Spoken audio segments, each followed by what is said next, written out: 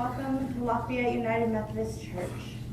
I'm Pastor Lauren Michelle Stevens, and it is my honor to be able to welcome you here today to remember and celebrate Tom Partlow's life.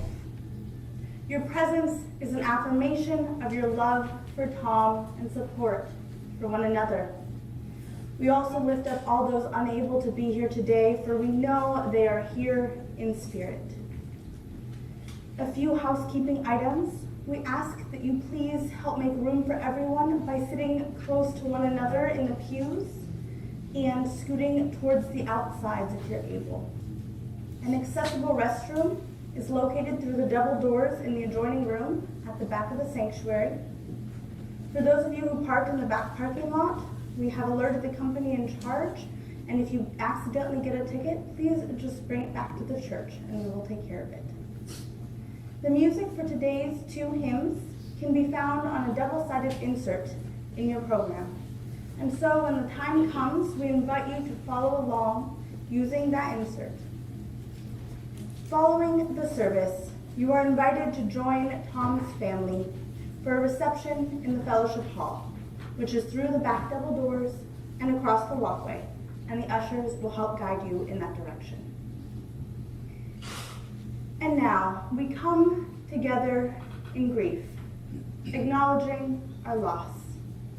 May God grant us grace that in pain we may find comfort, in sorrow, hope, and in death, resurrection. Let us pray. Eternal God, we praise you for the great company of all those who have finished their course in faith and now rest from their labor.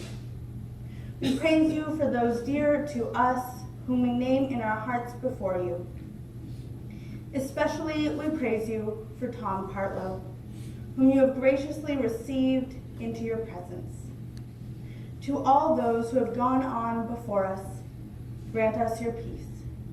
Let perpetual light shine upon them, and help us so to believe where we have not seen, that your presence may lead us through our years and bring us at last with them into the joy of your home, not made with hands, but eternal in the heavens, through Jesus Christ our Lord. Amen.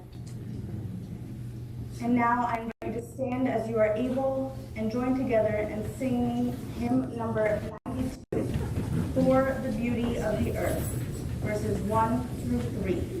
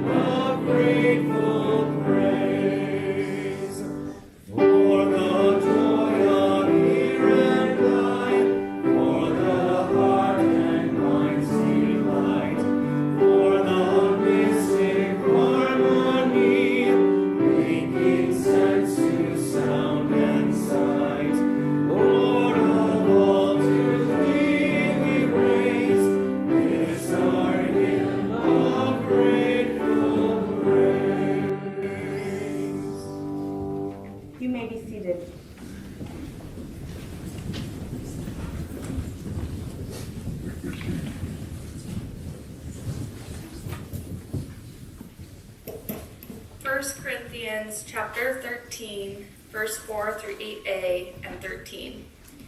Love is patient. Love is kind. It does not envy. It does not boast. It is not proud. It does not dishonor others. It is not self-seeking. It is not easily angered. It keeps no record of wrongs. Love does not delight in evil, but rejoices with the truth.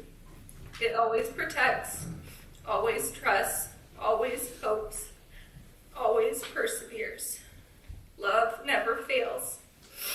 And now these three remain: faith, hope, and love. But the greatest of these is love.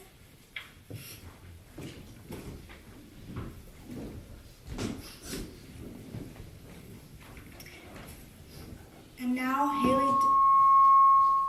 Haley Dixon will play Sunrise by Nora Jones as we take time to silently lift up Tom in thoughts and prayers.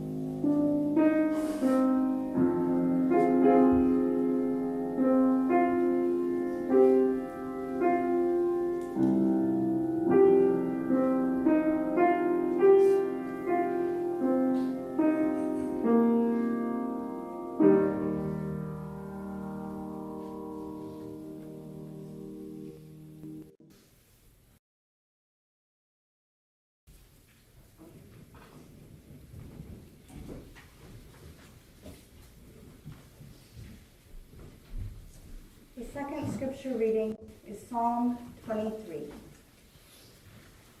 The Lord is my shepherd, I shall not want. He maketh me to lie down in green pastures. He leadeth me beside the still waters. He restoreth my soul. He leadeth me in the paths of righteousness for his name's sake. Yea, though I walk through the valley of the shadow of death, I will fear no evil.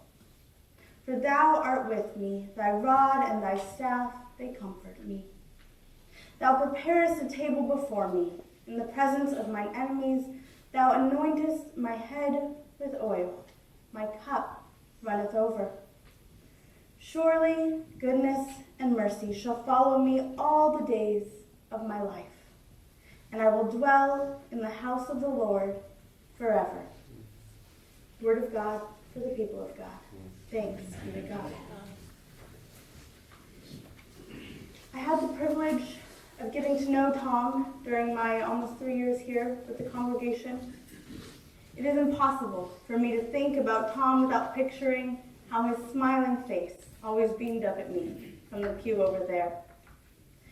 As I heard about his time as part of this church community, I heard over and over again not only how he found joy in being a part of this community, but also how he loved his neighbor and served those in need. Tom went out of his way to live out his faith and show love and grace to the world around him. His incredible faith and love will live on as we find new ways to honor him and celebrate his memory. In the meantime, we will draw comfort from Scripture and know that nothing, not even death, can separate Tom from the love of God. At this time, I'd like to invite forward Dean, Jacob, and Tom Sr. to share some words of reflection.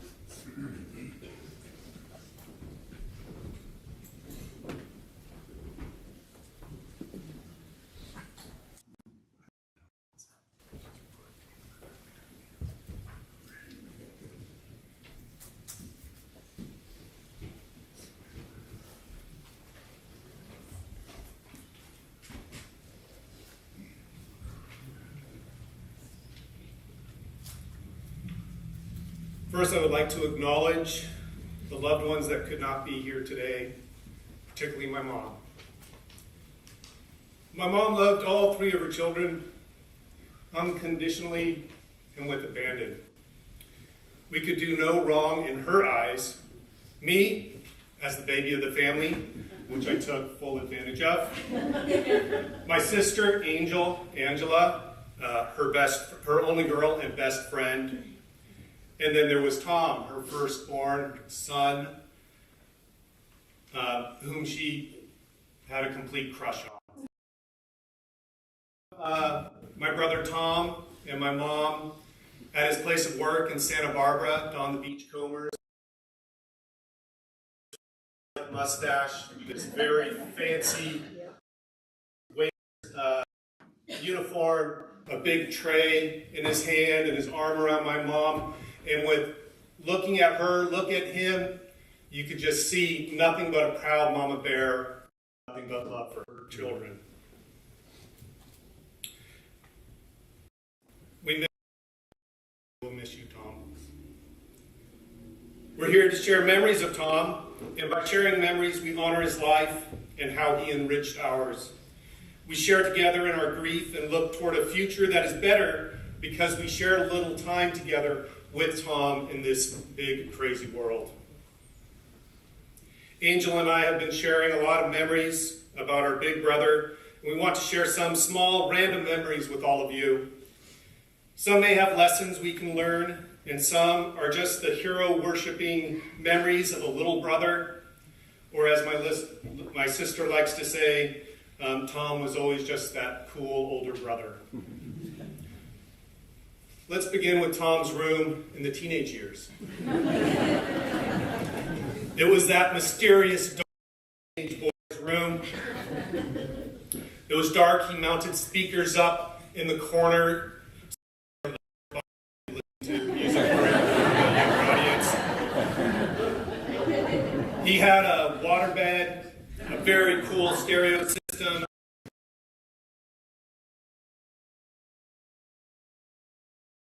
The Door, Seeger, Bad Company, Rolling Stones, Peter Frampton, and then there were posters all over the room.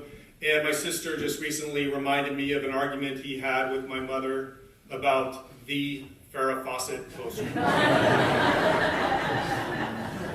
Many of you know which one I'm talking about. My mom won that argument, and my brother was not allowed to hang it in his room. But what I don't think my mother knew is that behind his door, that she never saw, was an inappropriate poster. But every time she would open the door, of course, that would swing open and it was on the other side.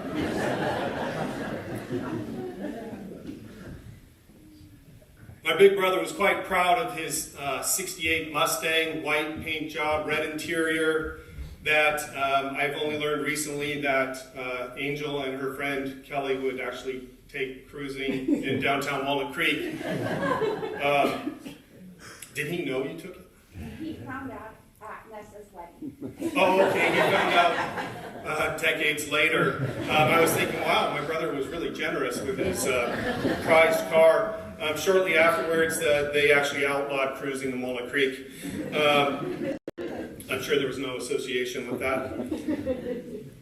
But by the time he was in college, he told me recently his biggest regret was selling that Mustang, but he bought a 66 split window Volkswagen bus.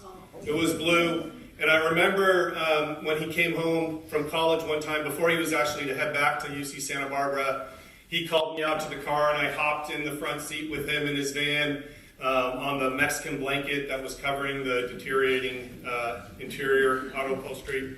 And he gave me a pep talk on how to take high school seriously and how doing well in your classes, blah, blah, blah. I can't remember what the rest was. But I asked him whatever happened to that classic van. Do you know what that thing would be worth today?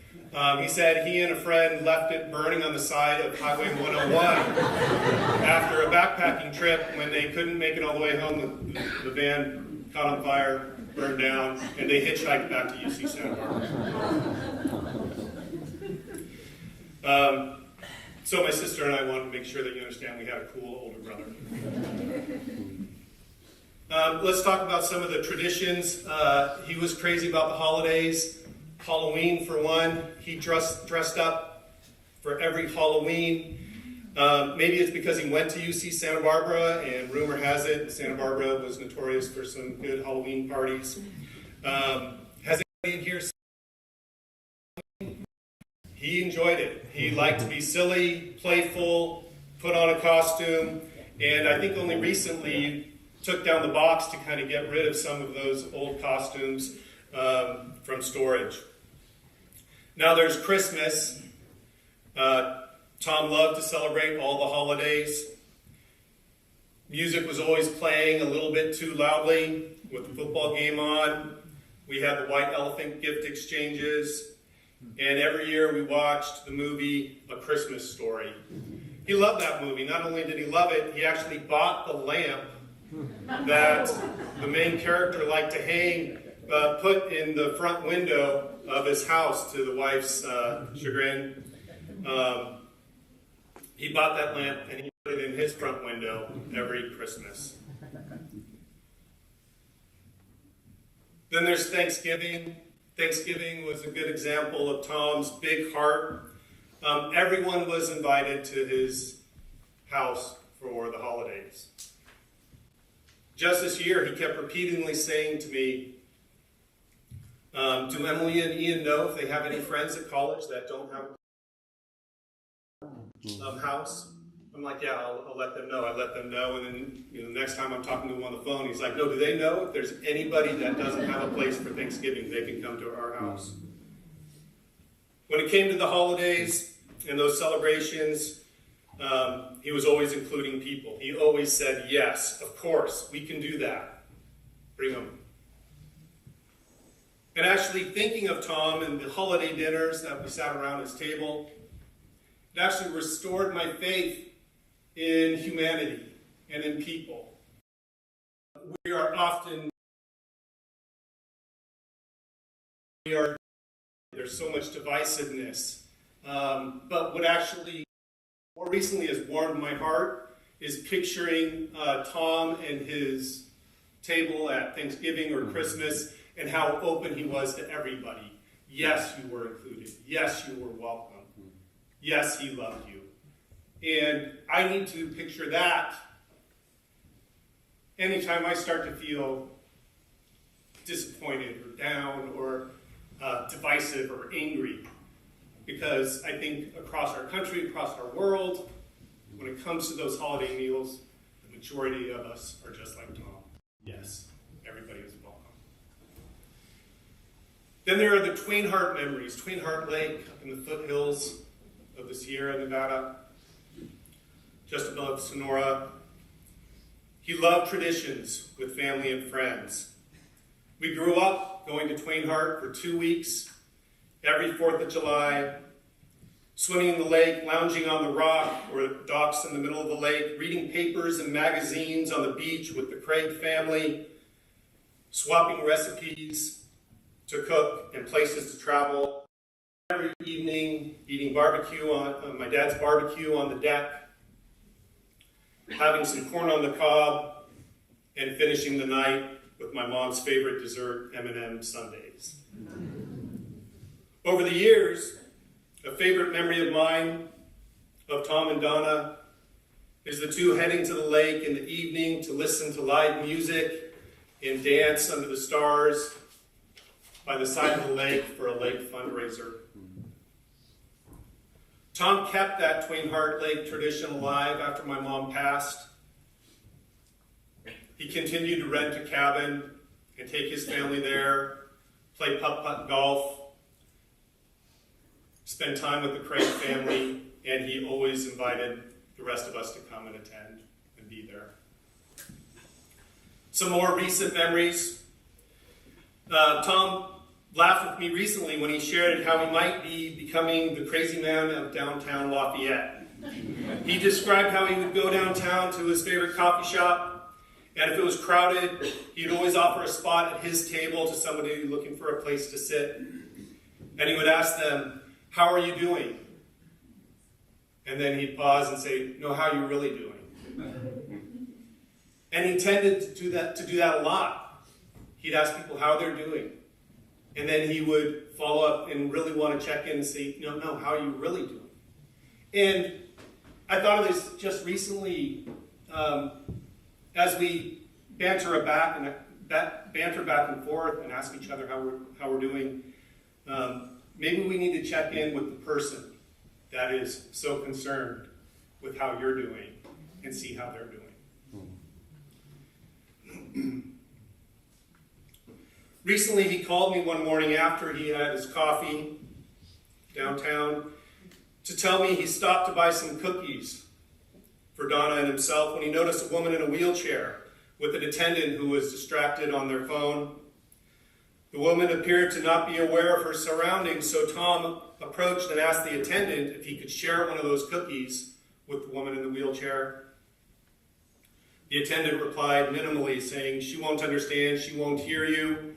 But Tom still sat down, broke the cookie, and shared it with the woman, who then gave Tom a large smile and grin. And the attendant said, "Wow, she hasn't smiled like that in a long time." Tom cared about others. Even those we might pass by and not notice, Tom noticed. Tom and Donna recently took a road trip in their fabulous van up into Canada, and he called me on their way back down into the States, and he said, "Canadians are so friendly." He said, "So when we're out on a hiking trail in town, I decided to out-friendly the Canadians." So if they were pumping gas or picking up some food for their campground, he'd be like, "Hey, how are you? Hi, how you doing? Hey, hi." And he did that to everybody. Walking down the trail, First one, hey, how's it going? How's everybody? Beautiful day. He was going to out-friendly the Canadians. And again, he mentioned, it appeared there were some people that were quite startled with, first of all, he's a fairly large guy coming at them with a big grin and a wave, but that were startled by this friendly gesture. And again, I think it might be those people that go unnoticed, that people just walk by or aren't used to those friendly greetings. But Tom just put that out there and was always saying hi. To close, I'd like to emphasize how music has like a soundtrack which includes the crazy rock and roll teenage years. I remember one of his first concerts. I was a little kid. He was a teenager. He was going to see the Knack. The Knack, probably in Oakland or Berkeley or San Francisco. My Sharona. I was like, this is probably a good opportunity to kind of look up the lyrics to My Sharona and maybe mine some deeper meaning to this song and share that with everybody from his teenage rock and roll days. Don't do it. Don't Google My Sharona. No deeper meaning at all. But he always had music playing during the holidays, maybe just a bit too loud. He took Jacob and Julia to concerts and music festivals, and he was dancing with Donna under the starry nights beside Twain Harte Lake. So I'd like to close with some of the lyrics of one of his favorite songs, which I believe Tom and Donna danced to just recently, and which I believe he heard on his last day in the hospital. From Harvest Moon by Neil Young. There's a full moon rising, let's go dancing in the light. We know where the music's playing, let's go and feel the night. And the moon is climbing high, I want to celebrate, see it shining with you. I want to see you dance again, because I'm still in love with you on this harvest moon. Thank you for coming.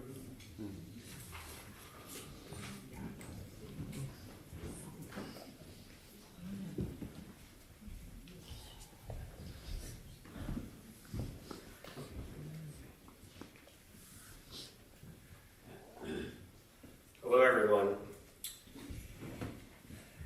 For those I haven't met, my name is Jacob, and I'm here to speak about our dad on behalf of Julia, Mom, and I. To be honest, it is surreal to be speaking before you today. I never pictured we'd be celebrating our dad so soon. We truly feel blessed to have the dad we do and how he lived his values every day and through everyone he knew.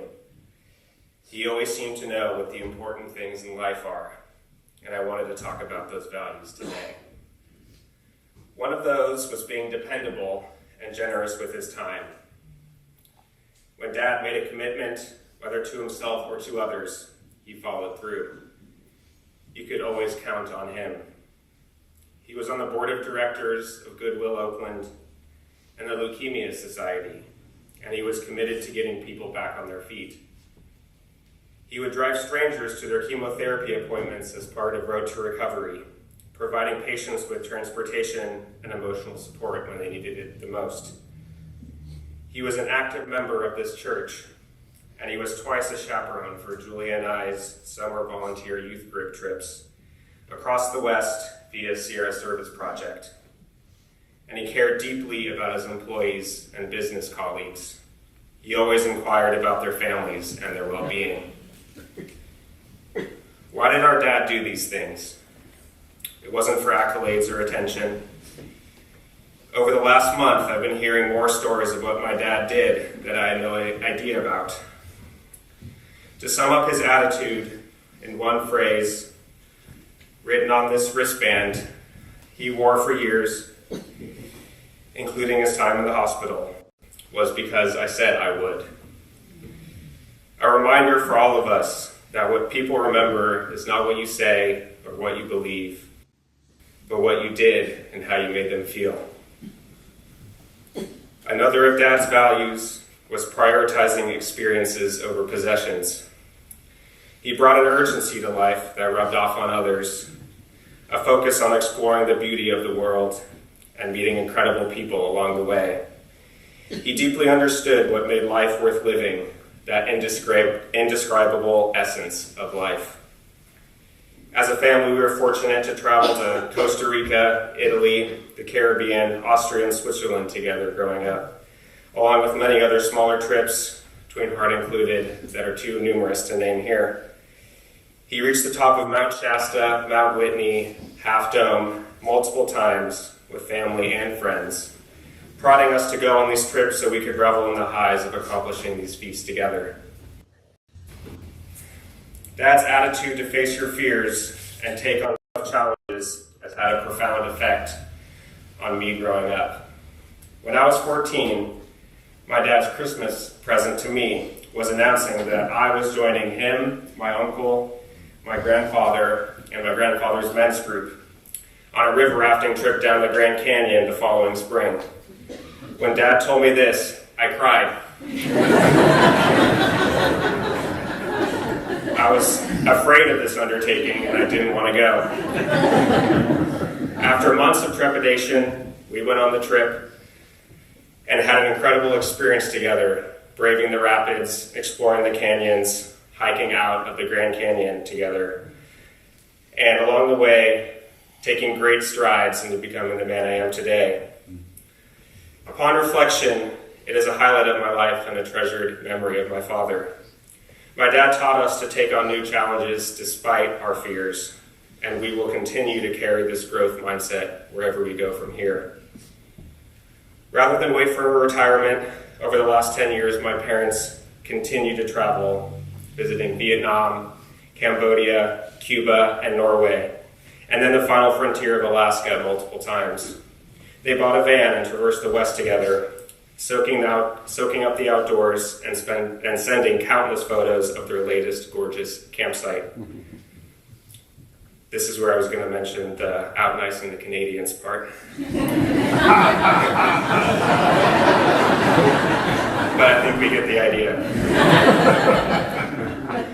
One of my dad's favorite sayings on a road trip, appropriate for church as well, would be to roll down the windows and exclaim, "Let's get some of God's air in here."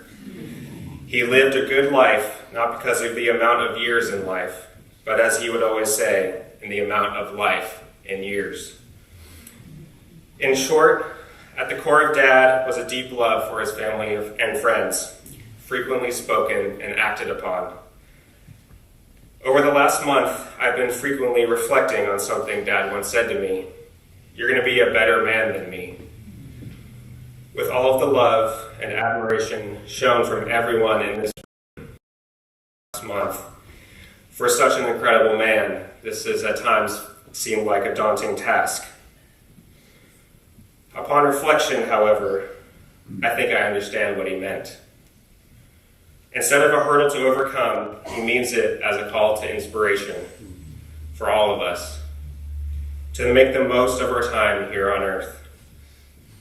In honor of my dad's favorite cartoon, Julia, Mom, and I would like to say to him, "You're a good man, Charlie Brown." We love you, Dad.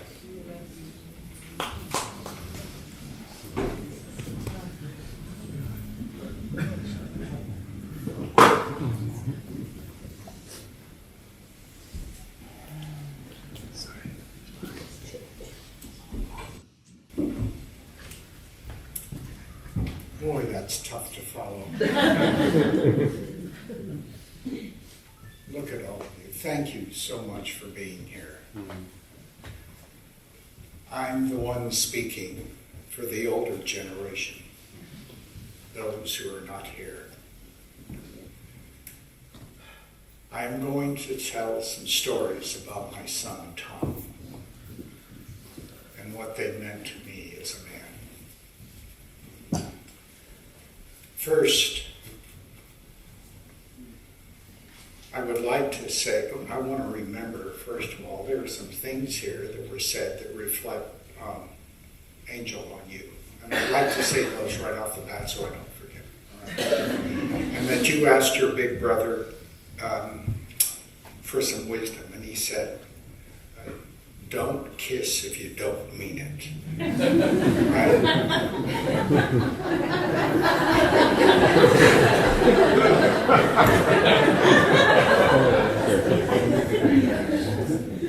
Did it work?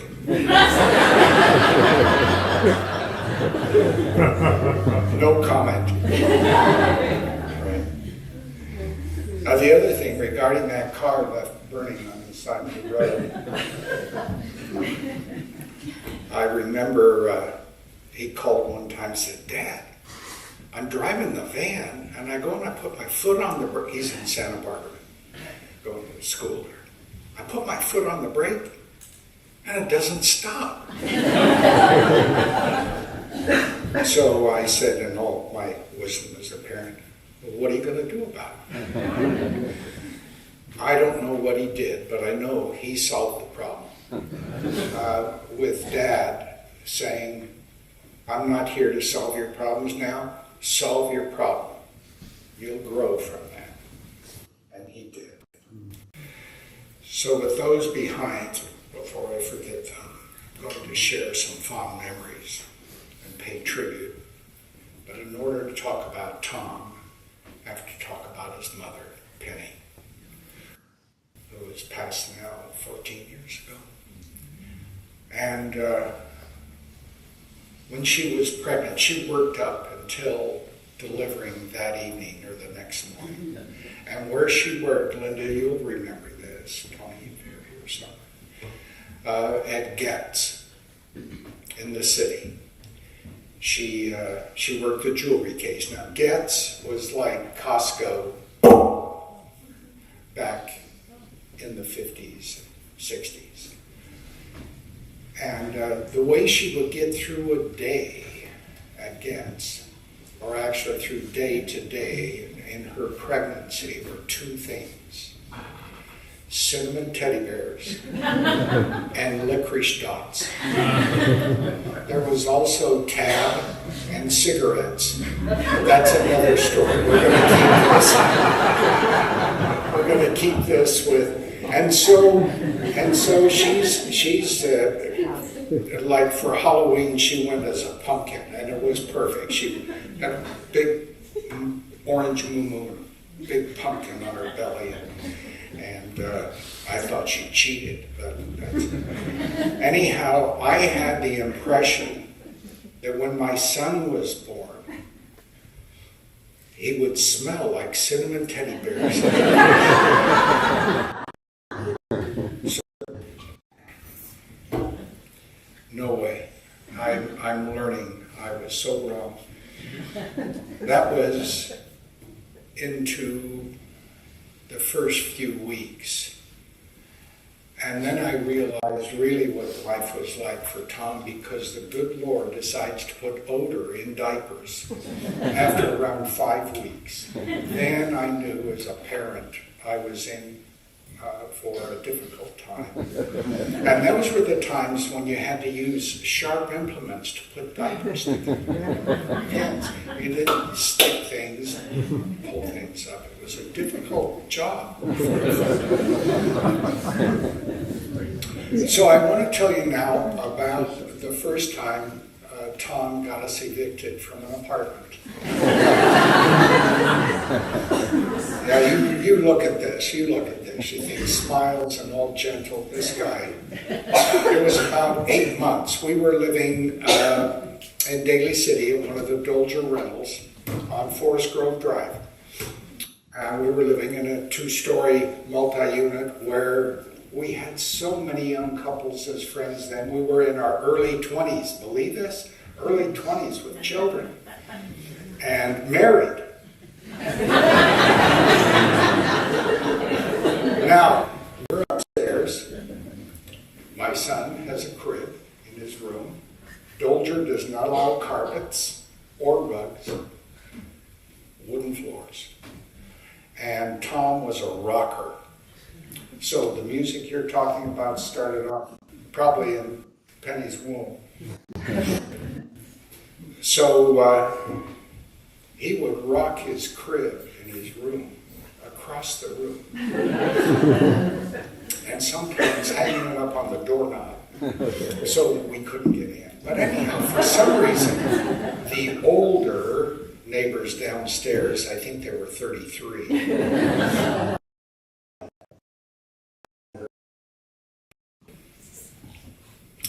threw us out.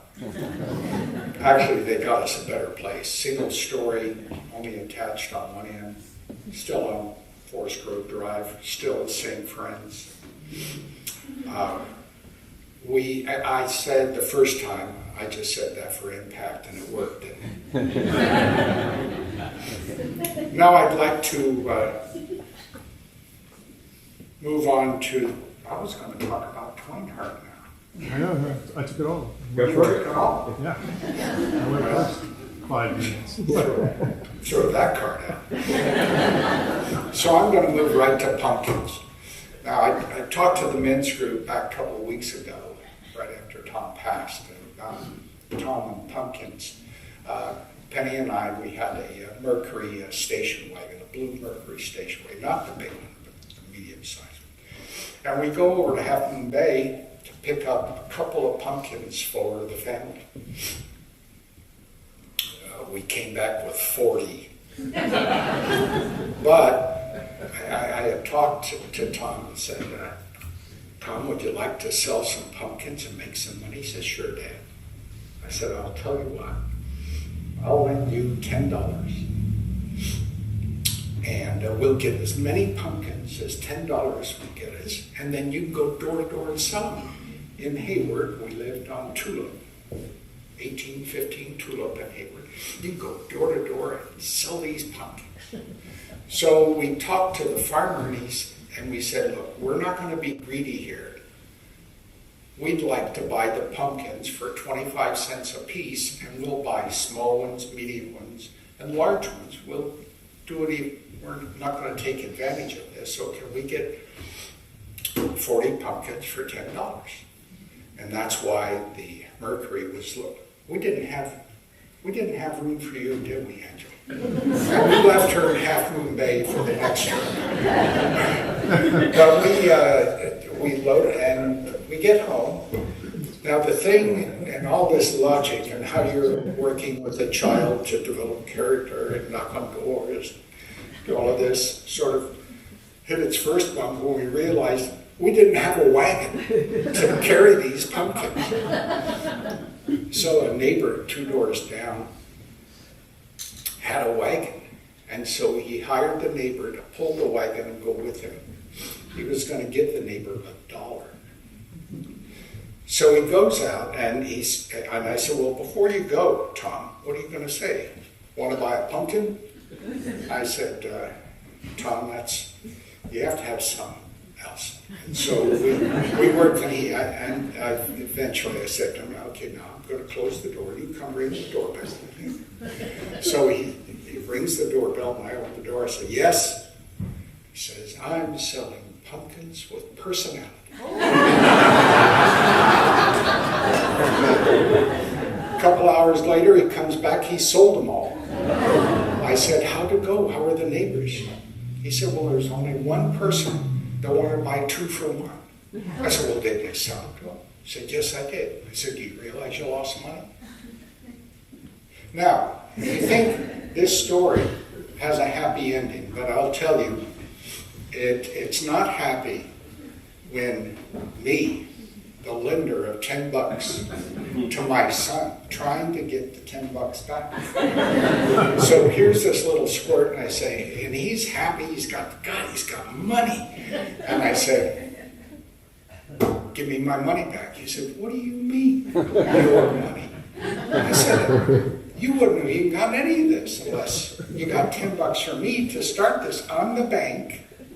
You borrowed from me. Give me my money back. No! We had quite a go around, and finally, I think it's because of my size, I won. But then he said, Dad, I want to sell more.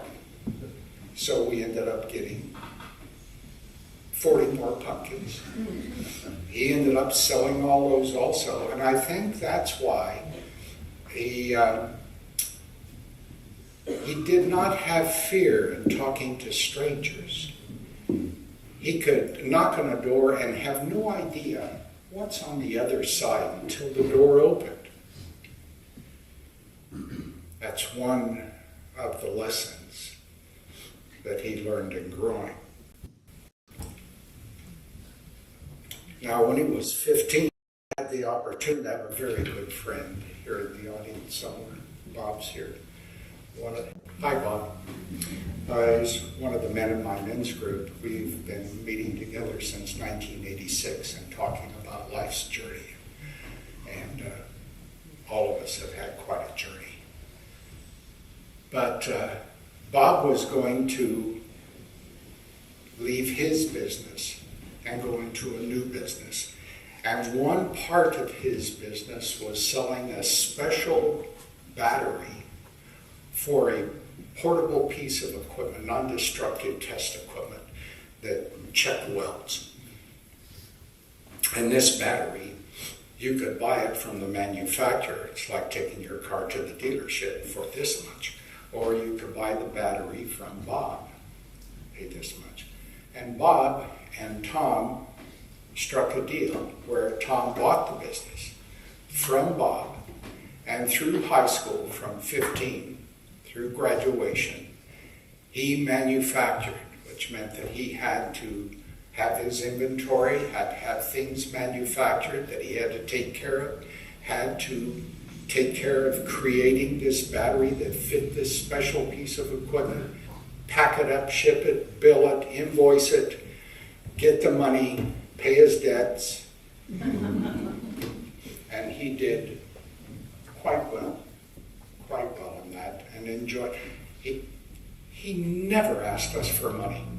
Now, I figure it was from those batteries, or maybe he was selling pot on the side.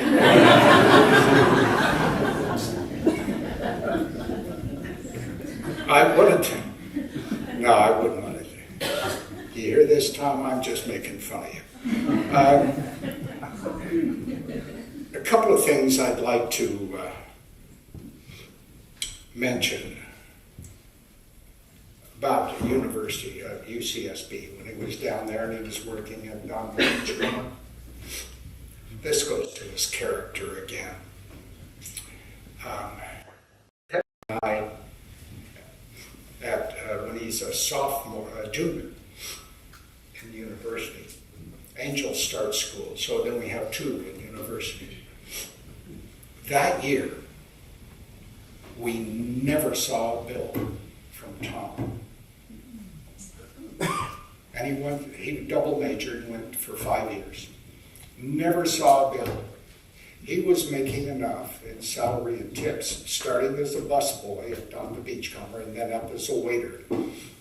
He was making enough to support himself and his university education. He didn't say anything. And then I just realized, God, we usually get asked for money because no word, he just did it, which definitely helped us in taking care of the expenses for Angel and later on for Dean. That's his character. He didn't ring a bell. He didn't say anything. He just did it. There are other things before my 5 minutes are up.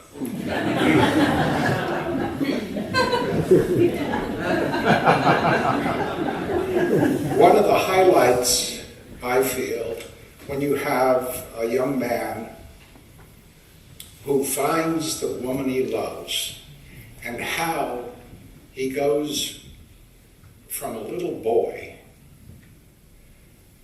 to a young man who makes excellent choices. And I remember out of the whole dating experience that we were on the fringes of and everything, being invited to Donna's apartment. And you're divided in so many parts at that time. You're so excited about this young couple starting their life on a journey, then you realize how old you're getting. And time is passing you by. Here's the next generation starting, and now look at my grandchildren. Look at Jacob and Julia. My God, Tom, Donna, damn good work. Thank you. The last thing I'd like to talk about really touches deeply, in my opinion, of the character known as Tom. You're up there with Penny now, right? He was selected to jury duty. Martinez was selected on a jury, and this trial lasted weeks. It was a capital crime. It was murder of an infant. Sorry, horrible story. So he did his duty as a citizen. He was foreman of the jury. They found the individual guilty for the death of his child. So after the trial, it's all over and done with. They have done their responsibilities. He contacted everyone in the jury and said, let's meet at her grave, which happens to be right down the street on the other side of Partlow. And he turned to his daughter, who's knee-high to a grasshopper, and says, honey, I'd like to give one of your teddy bears to the little girl. She goes in, selects a teddy bear, brings it out to Tom, and he goes to the grave site with the jury, puts the teddy bear down, and they say what they say. Talk about character. Talk about a man who loved outside himself. It just, yeah, me too. It brings tears in my eye too. That's Tom. Tom is loved as a friend by many of you here, especially on the Zoom, many of your co-workers. I know you loved him. Tom is loved as a brother by his sister Angel, his brother Dean. Tom is loved as a father by Jacob and Julia. Tom is loved as a husband by Donna. Tom is loved as a son by Penny and me. And as a man, Tom is loved by God.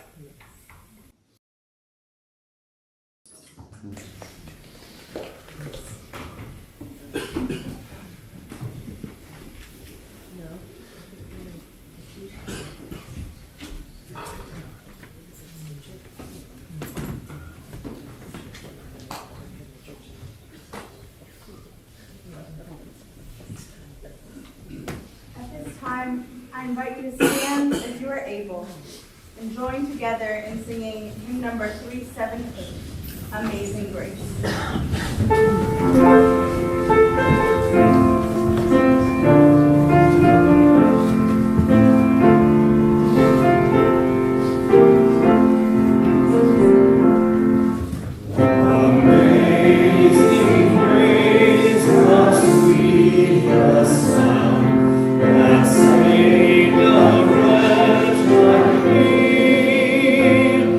I once was lost, but now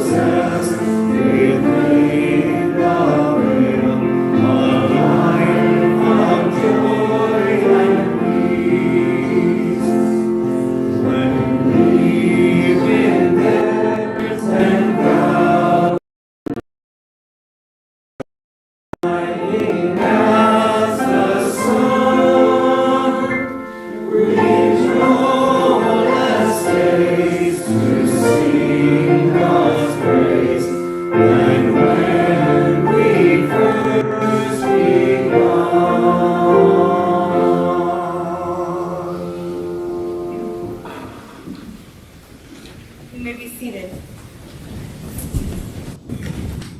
At this time, we will open up the mic for about 10 minutes for those who have something you would like to share about Tom. We invite those of you who may have a brief, treasured memory or story you want to share to come forward. If all the seats by the lectern and pulpit are full, we ask that you remain in your seat until there is a vacant spot. At this time, you are invited to come forward and share.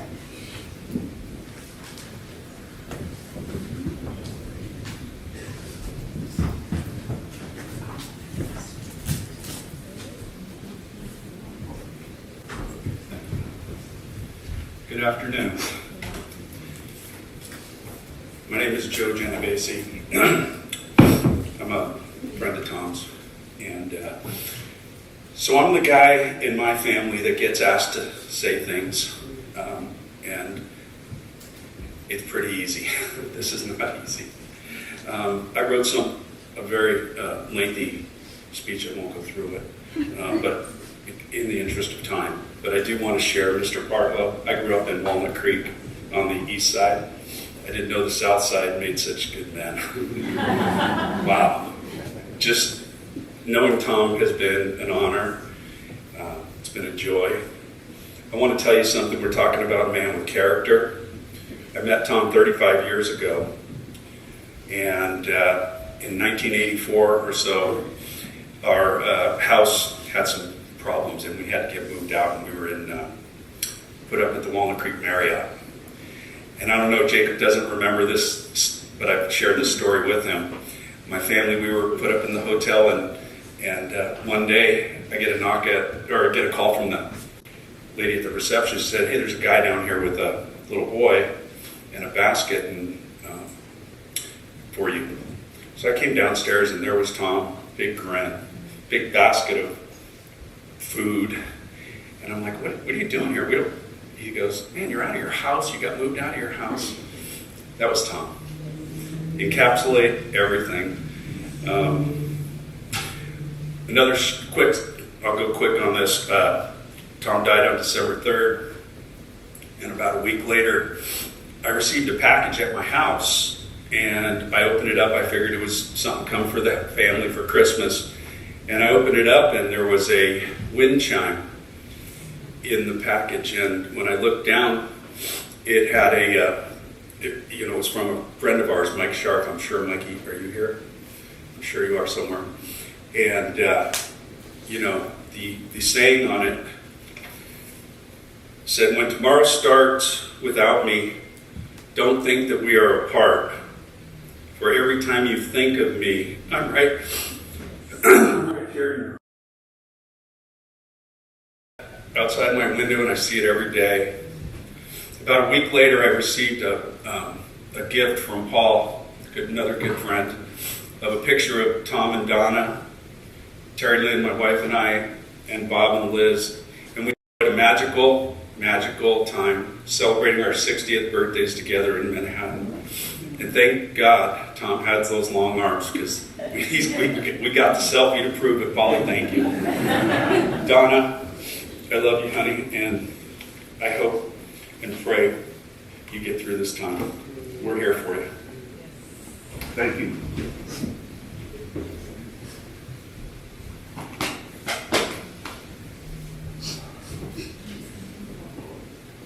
Okay. I've been warned if I stand too far forward, I may tip over. I'm not.